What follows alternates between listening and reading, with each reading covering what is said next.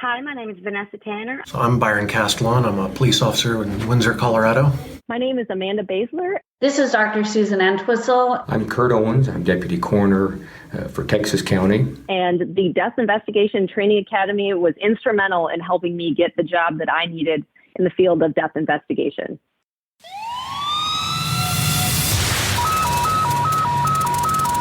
.3617, respond to report of shots fired. The Coroner Talk podcast takes you behind the scenes with coroners, clinicians, and death investigators from around the world to provide training, news, and interviews from leading experts in the area of death investigation and scene management, bringing real stories and solid training together in one source. Now, here's your host, Darren Dake. Well, hello and welcome to this week's conversation on Coroner Talk. It is summer of 2024. It is started to be a great summer thus far. Midwest, of course, is getting a big heat wave like many of you are, so it's not just us. But it is pretty hot out there, and this is decomp weather. Now, last week we talked about decomp, so this week we're going to talk about photographs. But decomp weather for sure, and those of you that are in warmer climates probably get much more decomps than what you think is fair. But today we're going to talk about photographs, scene photographs, taking sufficient photographs, a little bit of education on how to take proper photographs, and what happens when you don't take proper photographs. So we're going to talk about all of that at length. One quick thing before we get into that, as this comes out live, it is the first week of July 2024, and I want to remind you of the classroom medical legal death investigator course in October. Now that's in Springfield, Missouri. It's an all-inclusive course, meaning you have 40 hours of classroom, 22 or 24 hours of online included in that afterwards. Also, breakfast and lunch is included for one price. There's an airport in Springfield, Missouri, and the hotel does offer shuttle.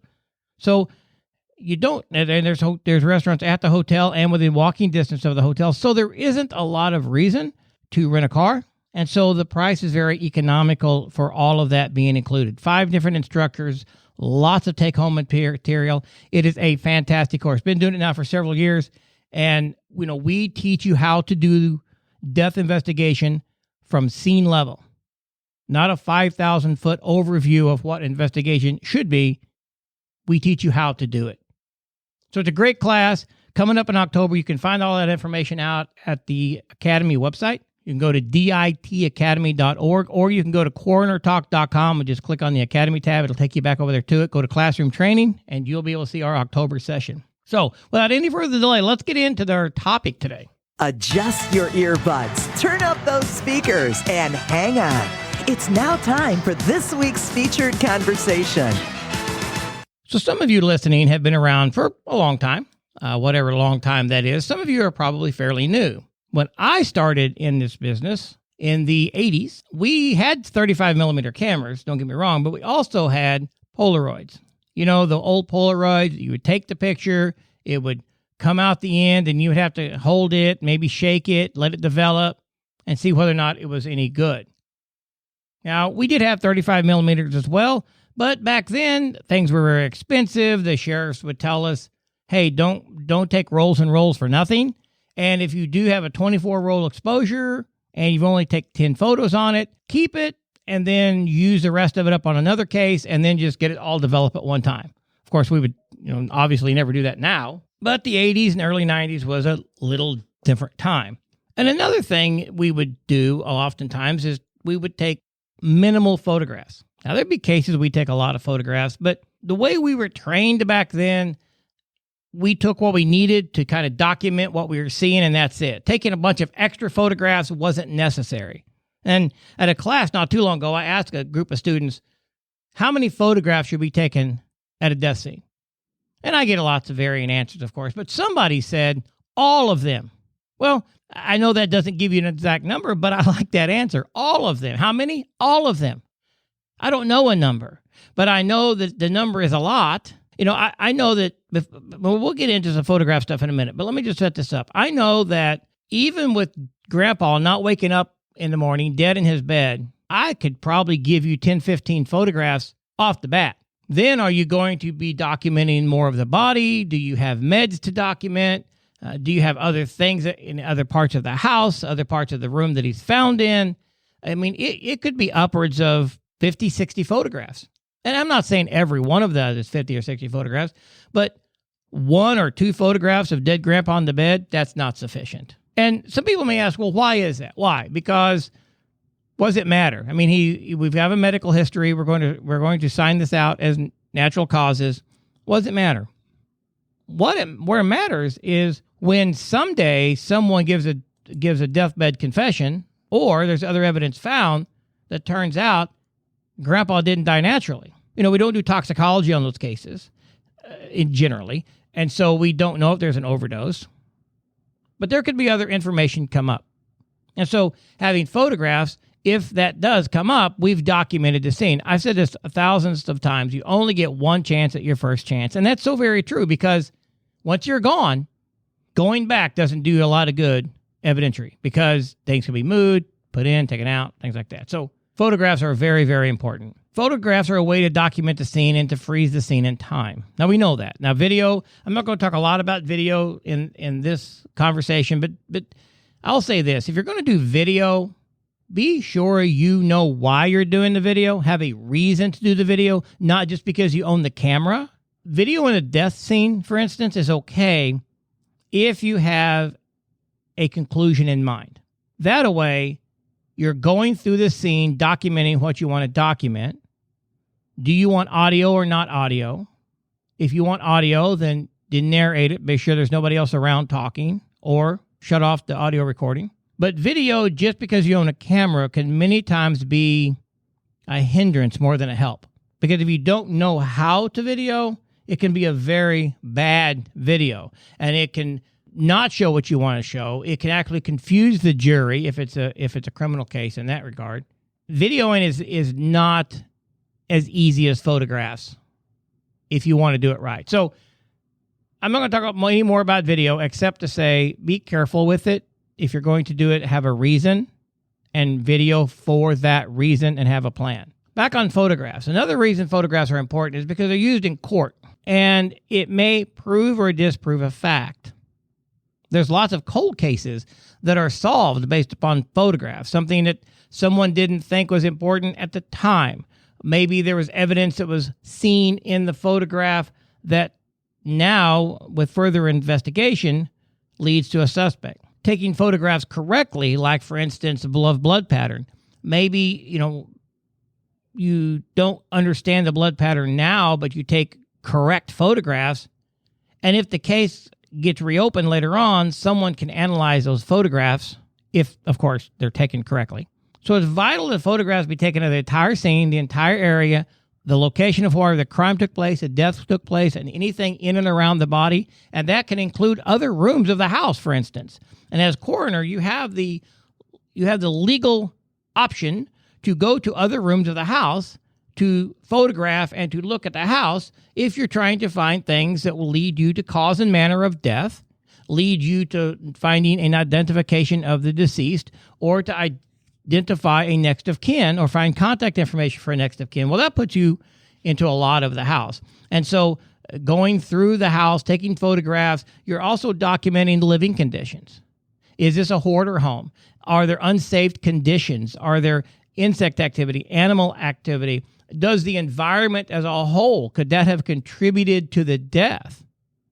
And maybe it's because of the cleanliness of the house, or maybe it's because of the house, a hoarding house, and they somehow got trapped under some of the things that was in the house. So just the area that they were trapped under isn't as important as the rest of the house, showing that it was consistent all the way through. Things like that is an overview photographs inside the house and outside the house.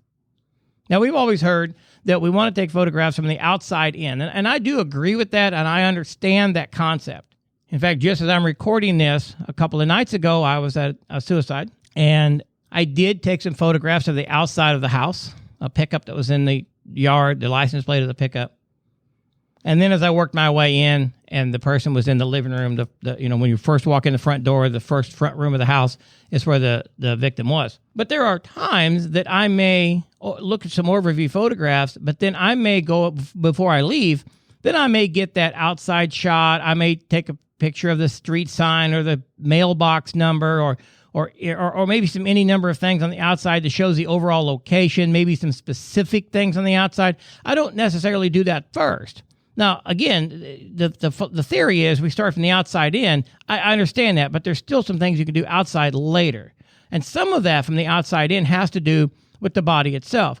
So in this particular case, I walked into the residence and there was a person sitting on the couch of this living room, this front room.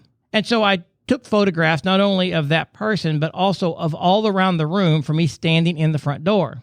And then I went to the other side of the house, the other side of the room, and I took photographs of the same 3 angles looking the other way. So there's 8 photographs actually, that I took, given the overall view of the room from 2 different angles. Then I started taking photographs of the body. I started from the front of the body, worked my way in closer to the body, and documented several things about the weapon, about the injury, and still yet I've not put my hands on the victim. I'm just photographing everything around them. First off, the body, the overviews, and then the body, and then, of course, some of the things that surround the body.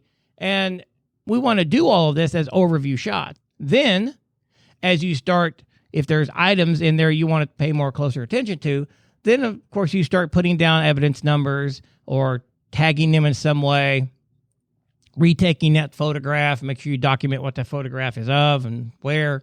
If you're going to do some documenting some injuries of the body on the scene, then you want to do them with and without scale. You've done the overview, then you go back to the injuries or the area that you want to document, and you photograph that. And then you put scale in, and scale is a ruler of some kind, something that has measurement, and you put that in. And this is where it becomes very important that these photographs be at 90 degree. Now, I understand that some of the overview photographs may not be at 90 degree, and I do try to take several 90 degree photographs, and a lot of that's going to depend on having a tripod. And using a tripod, especially in a criminal case, is extremely important because you want to make sure you get great 90 degree angles, and it's difficult to do if you're just holding a camera. But on an ABFO scale, which is the black and gray scale that's in an L shape, and it's got circles with crosshairs on it, like a rifle scope, those are there to help ensure that you are at a 90 degree angle. So when you're taking that picture, now that it's digital, we can look at it right away. If that is more of an oval than a circle, then you're not 90 degrees. So then you need to reposition yourself and take the picture in a 90 degree, because not doing so will cause the injuries to be, maybe they look elongated or shorter, or instead of being round, they look oval. They just don't have the right size dimensions. All right, now let's talk just a little bit now about cameras and use of the camera. So what kind of camera do you got? If you just have a cheap Walmart point and shoot, well, that's something. Although 35 millimeter, you can't see what you're taking a photograph of and how it turns out. So obviously a digital camera with a display is best. And then comes the question of your ISO settings, your aperture settings, things like that. Now, to really take good photographs, you should learn how to manipulate your camera for better ISO and aperture settings. And we're not going to get into that on this podcast. The ISO and aperture settings are the same, although each camera may be a little different in setting them. And then you need to learn what ISO is best for what lighting, aperture setting. You need to learn about flash. You need to learn about painting with light. All of those things are great to know to get fabulous photographs. And then, of course, it's difficult to photograph blood on black surfaces. There are ways to do it with alternative light sources. Photographing any type of body fluids that you're using alternative light sources to find. So it's recommended that you take a course on how to photograph those things. But for this podcast, I want to just talk about general photography. One, to ensure that you know you need to do it. And two, let's do it within the best ability that you have. You want to then go take a course and get better? I 100% agree you should do that. But if you have a good quality camera, and that could be argued what a good quality camera is. Do you want Nikon? Do you want Samsung? Polaroid? There's a number of brands out there that you might want to use, and you may argue which camera is better than the other. It's like the whole Ford versus Chevy truck thing. people's going to argue both ways. But if you get a good quality camera, it can also do video. And normally they only do video like 29 minutes worth of video or something like that, depending on the size of the camera. But you could set the camera on auto and take really good pictures. If you have it on for it to auto set aperture and ISO, it automatically focuses and you can take some pretty good pictures. Today, with the cameras that we have today, they take excellent photographs. And in fact, I'm not going to suggest you use your personal cell phone for photographs. I'm not saying that, but if you have a modern iPhone or modern iPad, they take amazing photographs. Very, very good detailed photographs. The problem with them is their flash. Sometimes their flash isn't good enough, or if you shut the flash off, you're going to take dark pictures. So there is a little bit of drawback to that. But if you have good lighting and you're taking photographs without flash, they're almost as good, if not in some cases better than a $600 or $800 digital camera. And I've tested it, and that's true. But if your department issues you a cell phone, an iPhone, for instance, I don't know about the Androids. They may take great photographs too. I'm an iPhone person, so I can only talk about iPhone. I'm sure the others have great photographs as well. I hear they have good cameras. So maybe that's that. But if your county or your agency issues you a phone and it's a modern phone with a good camera, you could use it in a lot of cases because it belongs to the county. You're not using your personal phone. Although remember, there are some drawbacks, okay, in some aperture settings and in some certain taking up some close-up photographs. But so for some overalls, they work really, really great. So just using your camera on automatic setting will do a lot for you. Now, when you take the photograph, make sure you look at the display screen to see if it looks blurry or not. Sometimes the display scene, the display screen, kind of small. You can't always tell. But if it doesn't look good, take another one. Don't ever delete it. Don't ever delete one because they're in chronological order. If you delete something, it could be showed up as deleted.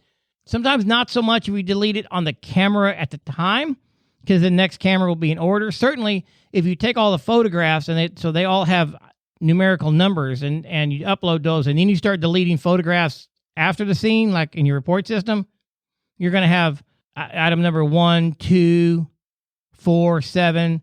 That's going to be a problem because they're not in chronological order. So deleting them at the scene off your camera will just cause the next one to be in the same chronological order. But still be careful about what you delete because that could be an issue in court. So another thing about taking good photographs is your lighting. Now, at nighttime, that could be a challenge. We've got a couple of things working against you. One is your flash.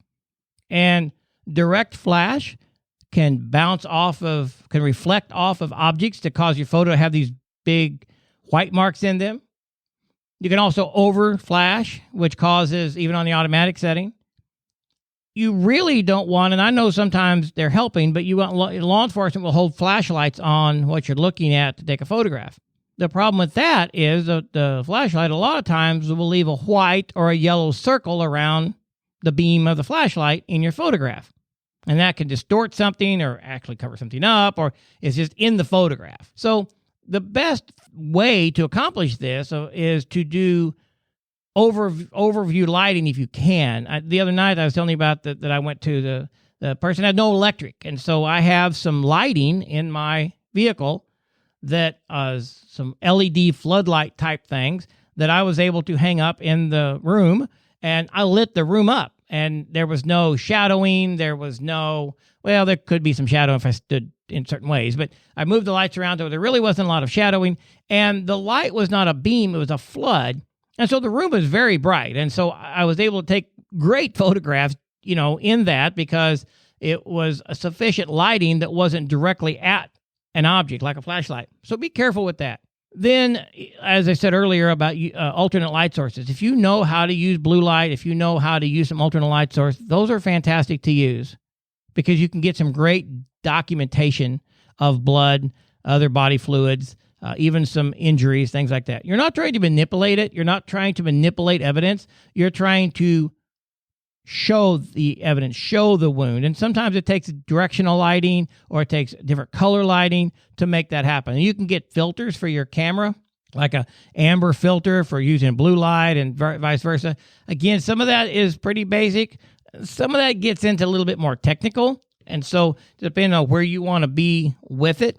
But here's one of the important things to talk about photographs is what you don't do at a scene is what you'll be questioned about later.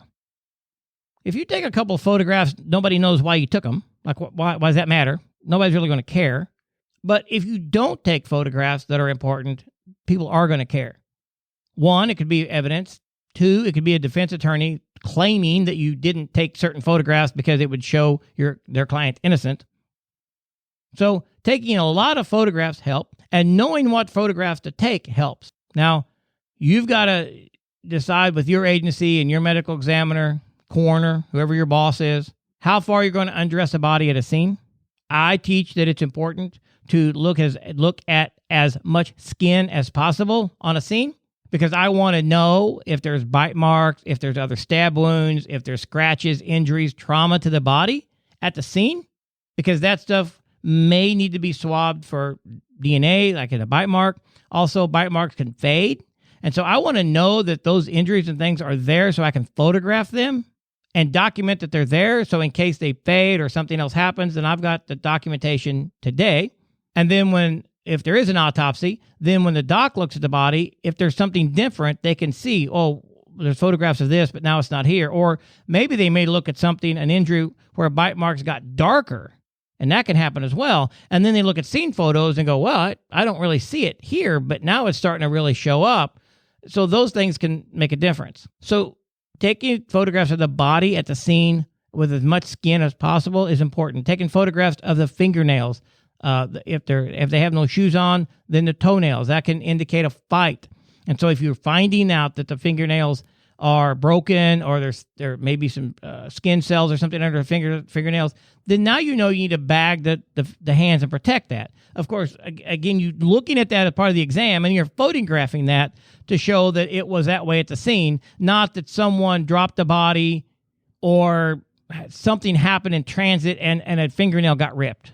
Okay, I understand that's unlikely to happen. The point is, it was at the scene, not at the morgue.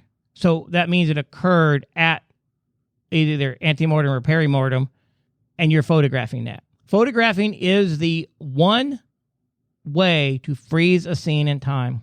And they're very, very important. And you need to take several of them. And I want to close by saying this. If you don't have a good camera, then find a way to buy a good camera. Find the way the county has the money or you have the money. Find a way to have a good camera. If you cannot get that, then get somebody else, police officer, somebody to take a bunch of pictures. Oh, and let me say this. Let me talk to the coroner and medical examiner investigator. You should take your own photographs. Law enforcement should take their own photographs. Now, that does not mean that you all can't share. If my law enforcement wants my photographs, I'll be glad to give them, and law enforcement will give me their photographs. Especially when you're looking at a criminal event. We might take separate photographs of the same thing, only a little bit different, and it may or may not show something of interest. Also, when my agency, when me or my deputies are coming into a scene, we are concerned about the overall scene, and we do put a lot of that into consideration, but our focus is on the body and how that body died. The human died, how did it die, and then what can that tell us about the manner of death? So we do take overview photographs. We do look at other rooms, and we do all that, but our focus is on the body. And so, like it or not, sometimes we're taking photographs consistent with our investigation of the body. Also, that means that when it comes to the body itself, we are concentrating on the body itself. Now, I know we do the whole scene as well, but when we get ready to do the body, we concentrate on the body. We take more wound photographs. We take more photographs during the examination of the body, like I just said a while ago. And we take lots and lots of photographs of this body for evidentiary purposes. Law enforcement does not generally do that. Number one, if they're abiding by statute in nearly every state, they're not allowed to touch or manipulate the body. Only you, the coroner or medical examiner investigator, are allowed to do that, which means when they're taking photographs, they're doing a lot of overall. and they may focus their camera in on a wound or focus their camera in on something on the body because they can do that without touching the body, and that's fine. But we're going to take more photographs of the body at the scene and at the morgue. So by sharing photographs, we have the same case, the same scene, but we have maybe different interests. And because of that, our photographs are more detailed towards that interest. Okay? For instance, let's say that there's it looks like it's a homicide and there's a window broken and the door was kicked open or something like that. I'm not suggesting that we as coroner investigators won't take a picture of the broken window and won't take a picture of the door that looks like damaged or kicked in. We may very well take that picture, and I agree you should. But the law enforcement is going to be much more concentration on that broken window and that kicked-in door and the evidence that can be found there, fingerprints, DNA, anything like that, than what we are. We may take the photograph, but again, we want to know the cause and manner of death, and we're concentrating more on the body. So where we may take many more photographs of the body, they may take many more photographs of the broken window and all the evidence of that. So that's just one example of how we do the same job, but yet we are concentrating on different areas. So find a good photography class. Find some online classes, but also some in-person classes where we can actually use your camera and really get good at taking photographs. When I first started years ago and I got my first 35 millimeter and I started looking at UV lighting and fluorescent fingerprint powder that you could light up with UV lighting and things like that, they were digital, right? So I would take lots and lots of photos at home and I would just delete them. I would just practice. Nighttime, daytime, fingerprints, bite marks, any number of things. I would use, at that time, luminol and try to find blood pattern and photograph that, and they didn't work, and they screwed it up, and it was bad, and finally I got good photographs, and finally I learned how to do it, and I took hundreds, thousands actually, of photographs for practice, and I just deleted them because they weren't for anything other than my practice. And I got better, and then when I go to scenes, I would remember some of the things I was doing during practice. Then when I was at a scene, and I was having to take photographs of something difficult because of lighting, because of position, because of color, contrast. And I would do the best I can with what I'd learned, and I took those photographs. Then I would go back and recreate that the best I could at home. Blood on blue jeans, blood on black shirt. Those are very hard, by the way. Or any number of situations. And I would recreate that at home in my garage, and I would take photographs. With and without lighting, oblique lighting, alternate light source, lights on, lights off, just over and over to get better at that. So that the next time I went to a scene with blood on black, I'd be like, oh, I can do this because here we do this. There we go. Oh, great pictures. So, but if you're not willing to do that, then you're not going to get good. And then you're going to just take a few photographs and whatever. But if you do nothing else, like I said, get a good camera, has an automatic setting, take lots and lots and lots of pictures. Take lots of 90-degree photographs of any wound or injuries on a body or something that you're wanting to show size. And just doing that will probably improve your photography skills and improve your case immensely. But again, remember, photographs are important. And the more you take, the better off your case will be because you only get one chance at your first chance. All right, I want to end my conversation on photographs there. I know that there's so much more I could probably talk about with them, but I can't train photographs in the podcast, but I can give you an overview of what's important, why it's important, and how to improve yourself, and I believe that I have done that. So, again, find some training in photography, and I want to end by saying that if you are an investigator and you feel like you are good at training on a topic, and you've trained on something often, and you feel you're pretty good at doing it and training on it, we would love to bring you on the podcast, either as an interview or record your own podcast, and we can play it here for others, and have you on our online platform. So we can help you record either online or help you record, show you or talk to you about doing it on your own at your own office or your own house. But we can help you get a recording done, and then we can turn that into an online course. And so for you as the instructor, of course, it means exposure. It means being more of an expert. Yes, there's going to be a little bit of cost share when the course sells. But what it means for the other investigators and the community is another perspective on how to do a certain topic. And maybe a topic we don't cover currently on our platform. And maybe it's one that we do, but you're looking at it from a different perspective. For instance, Jeff Gentry does several courses for us now. And I have a course that I teach on investigating suicide and self-harm. So it's a great course, if I do say so myself. But Jeff has got a course on investigating suicide, a scenario-based approach. And so he takes several scenarios of cases he's actually worked, and he recreates those with dolls and dummies and things like that. And he recreates that course, and recreates that death, and he goes through the scene as if you're standing beside him and he is your field training officer. And he talks about why he's doing what he's doing and why we take these photographs and why we collect this evidence in a hanging or a shooting or an overdose or any number of suicides. And so a lot of the information is exactly the same, but it's in a different format. And it's like, oh, it's actually related to a real case. So what I'm saying is it can be on a topic we may already have on the platform, but you're coming at it from a different perspective, and that keeps it's all trained. And originally, we're a peer-to-peer training environment. That's our motto. That's what we talk about with the Coroner Talk podcast, but also with the Academy. We're peer-to-peer. I'm not all-knowing. Jeff's not all-knowing. You're not all-knowing, but you have something to teach. And if you want to come on the podcast, reach out to me. If you think you have a great online course that we can help get recorded for you, reach out to me. I know it's a little scary, but you'll be proud of it when you're done. We got Jim Twardowski, we've got Frank Carson, Anita Brooks, and others that teach a lot of courses on our platform, Todd Thorne, and they're great. And you always say you love their courses. So again, reach out to me. If you want to be on a podcast, if you want to create an online course, we would be happy to help you with that.